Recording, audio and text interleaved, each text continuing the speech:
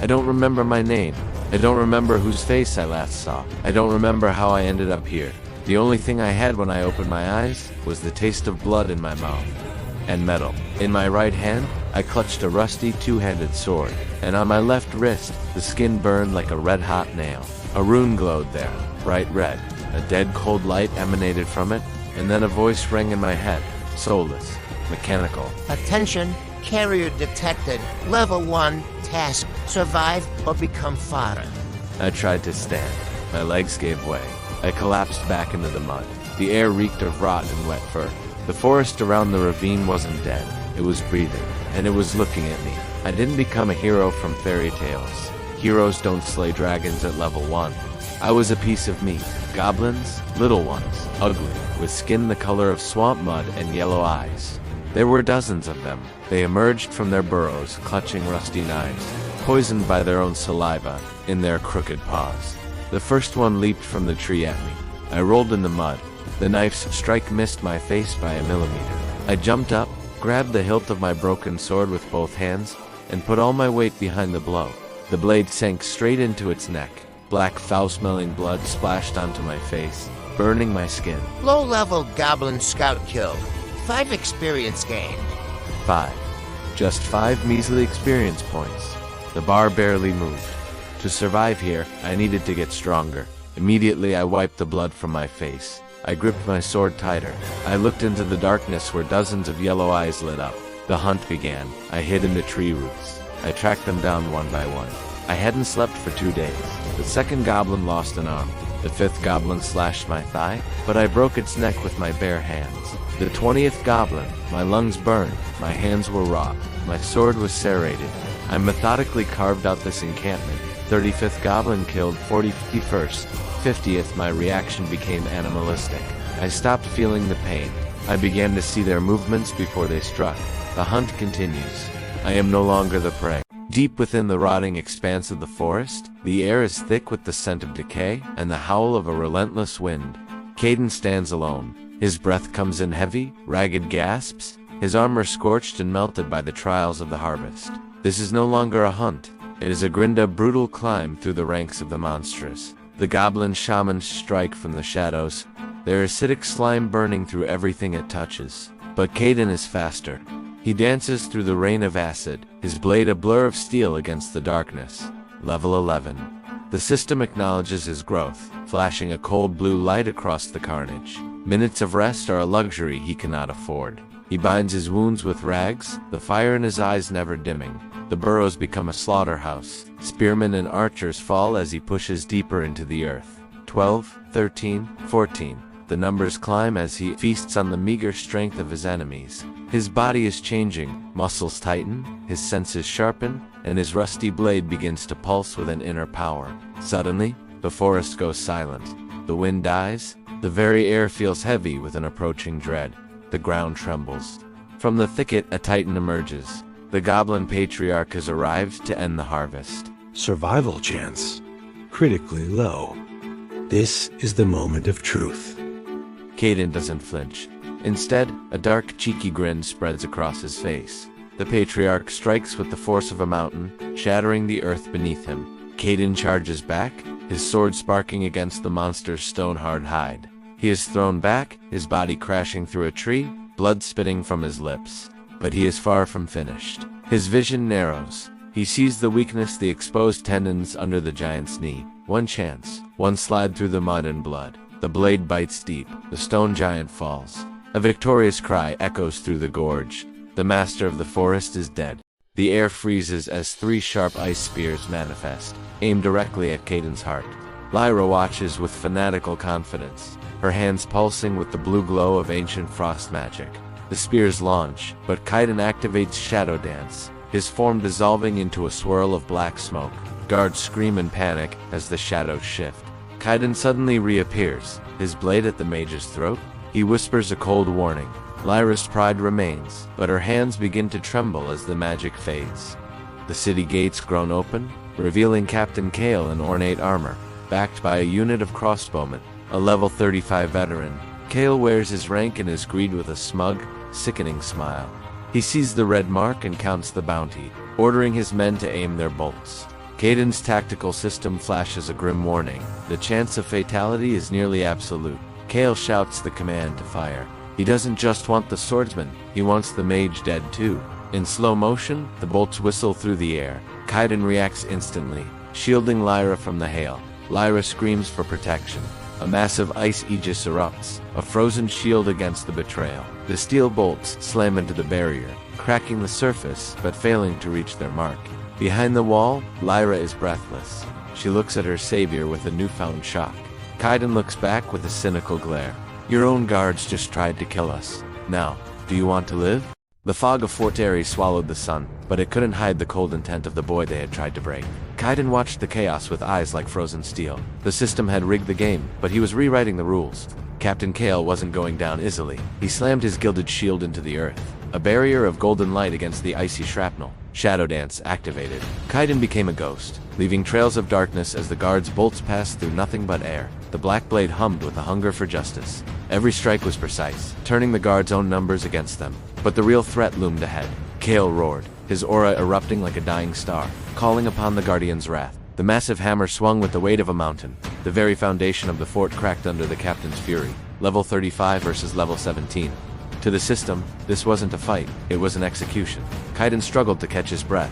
His blade, once his pride, now felt useless. It left only shallow scratches on Kale's divine armor. The gap was too wide. Then, the temperature plummeted. Lyra stepped forward, her hands glowing with the lethal beauty of absolute zero. The ice wave of captivity surged. It didn't just chill. It anchored the giant to the earth, freezing his momentum and his hammer. In the silence that followed, Kayden's rune began to burn. A dark power, ancient and forbidden, answered his desperate call. The sword began to vibrate with a pitch that hurt the ears.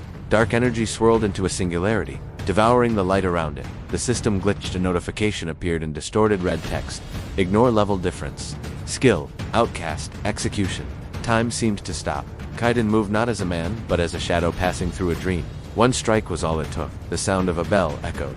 Kale's armor, once invincible, disintegrated into ash as the black energy tore through his very existence. Exhausted but alive, Kayden felt the power surge into him. The levels he had been denied were finally being granted by force. The city bells tolled in panic. Seeing their champion fallen, the remaining guards cast aside their weapons and fled into the fog. Infiltration was the only way forward. Hidden under heavy hoods, Kayden and Lyra disappeared into the city's labyrinthine alleys. They found refuge in the broken pennies. The air was thick with smoke and the smell of cheap ale. A temporary sanctuary. But the mark on Kayden's neck wouldn't stop throbbing. The system wasn't done with him yet. It was sending something worse. The door creaked. A figure in a white mask stepped in, the label of mortal sin hanging over him like a death sentence. In the decaying world of the system, silence is a luxury rarely afforded to the damned. But today, the silence is broken by the cold, metallic drag of divine retribution. Kayden knew the smell of death, but this was different. This was the scent of the heavens coming to claim a debt. The Inquisitor. A faceless horror whose rank isn't a number, but a condemnation. Mortal sin. Lyra's voice trembled as she whispered of the hounds of the gods, beings that don't just kill, they erase. The innkeeper tried to offer a smile, a pathetic shield against the inevitable gaze of the divine. But the divine has no use for hospitality. The chains moved with a life of their own. Every secret, every crime unveiled by the searing, merciless touch of holy light. A life extinguished, and then the mask turned. Toward the glitch in the machine. Error found. To be removed. Order gave way to absolute chaos as the sanctuary became a slaughterhouse. Kayden stepped into the darkness of the Shadow Dance. His greatsword wreathed in black smoke. The collision of shadow and light shattered the very foundations of the room. But you cannot strike a god's executioner without consequence. The weight of judgment is heavy.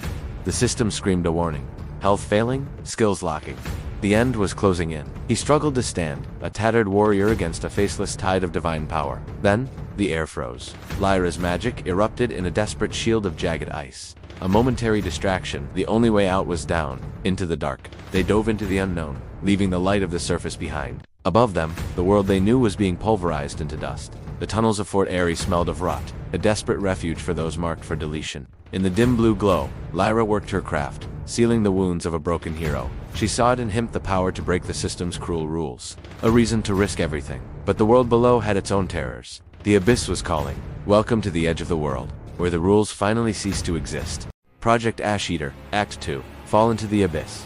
Scene 20, beyond the edge of the map. The rumble grew louder. The sewer walls, made of dirty brick, began to change. The brick crumbled into dust, revealing black rock, smooth as obsidian. We went deeper. The air here was dry and icy, smelling of ozone and burnt bone. I looked at my interface. The red health bar began to flicker. The system text before my eyes twitched, like a broken communication crystal. Location, unknown. Coordinates, malfunction. God's isolation zone.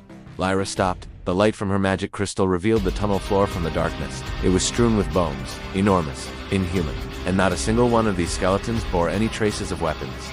My magic. Lyra's voice wavered. It's fading. The system is preventing me from regenerating mana. There is no presence of the gods here.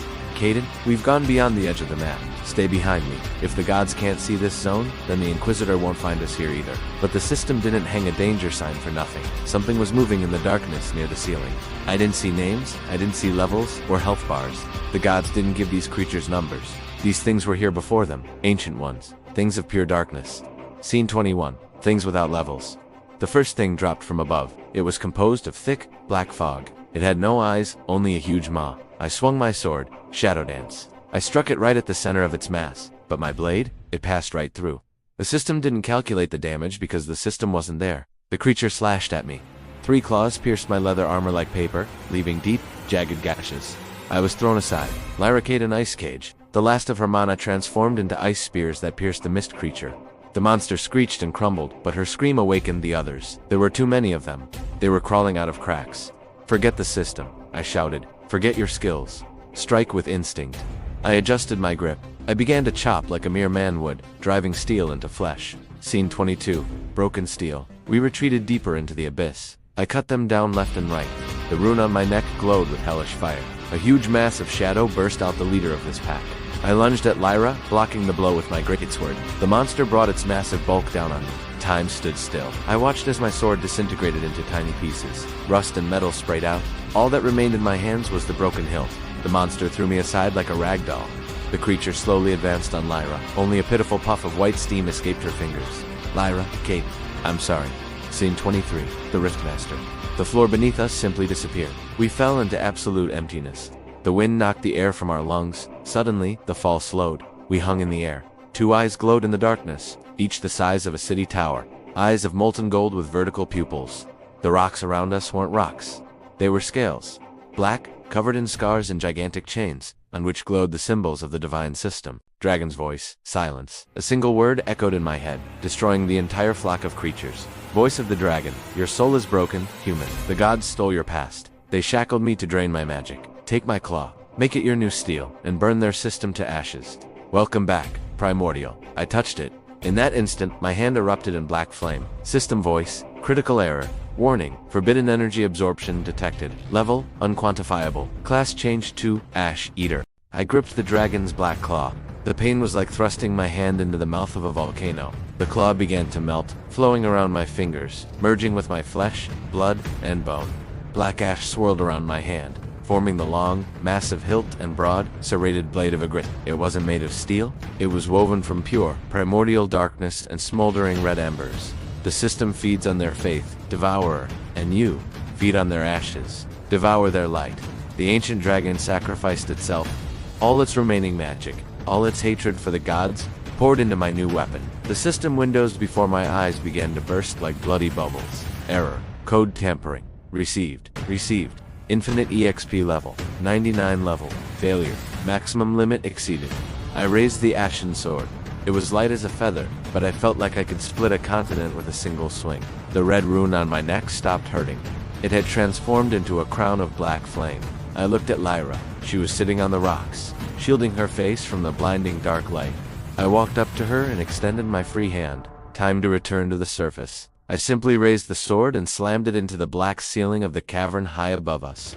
A hole appeared in the absolute darkness of the abyss, through which dim daylight filtered. Black smoke enveloped Lyra and me, and we shot upward like a comet, smashing its way out of hell itself. We landed on the very edge of the Great Rift.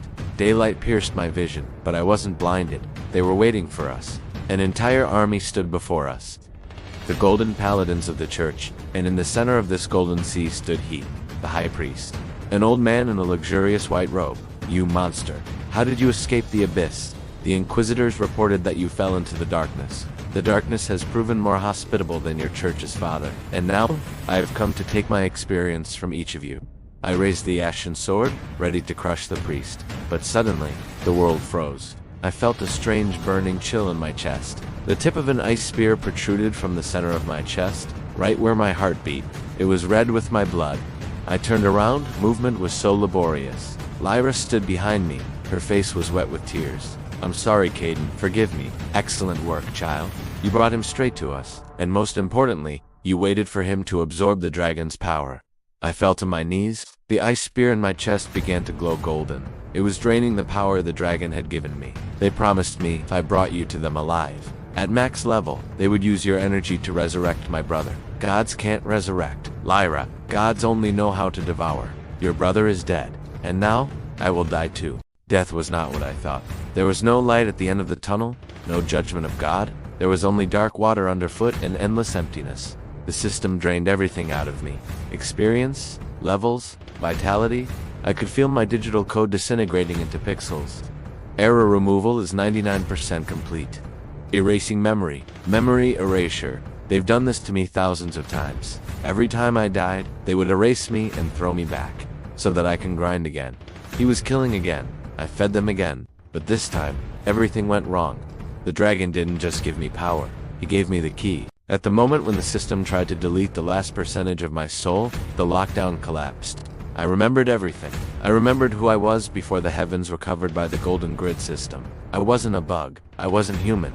The gods did not create this world. They invaded it 1,000 years ago. And I was the one who met them. I am the original demon lord. They couldn't kill me. My essence was immortal. And then they built this system, a giant prison, to use me as a battery. They wiped my memory and forced me to play. But the game is over. The red rune on my neck is not an outcast's mark.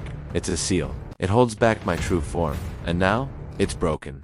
What is going on? Why does the staff reject mana? My lifeless body, lying in a pool of blood, suddenly arched unnaturally. Lyra's ice spear sticking out of my chest turned black and shattered into dust with a deafening crack. The wound on my chest did not heal. It was filled with a black, buzzing flame. I slowly got to my feet. The gravity around me distorted. Small stones and drops of my own blood hung in the air, rising up. The red rune on my neck turned jet black. I looked at my hands. Human skin peeled off them, revealing arms made of ash and dark starry matter. My broken ashen sword, which was lying 10 steps away, shuddered. Fatal mistake. Attention to all light entities. Threat level, the absolute. The system can't calculate the creature. Kill him, in the name of the gods. Use all your skills. Hundreds of high-level skills came crashing down on me. Golden rays, fireballs, holy blades. I didn't shy away. I just stood there. Their magic cut into my black aura and dissolved. Like snowflakes in a hot oven. They threw the numbers of the system at me, and I was beyond mathematics. I passed through the ranks of the paladins. Those who tried to stab me with the sword turned into gray ashes just by touching my armor. I approached the high priest. The old man fell to his knees, holding his shining staff in front of him like a shield.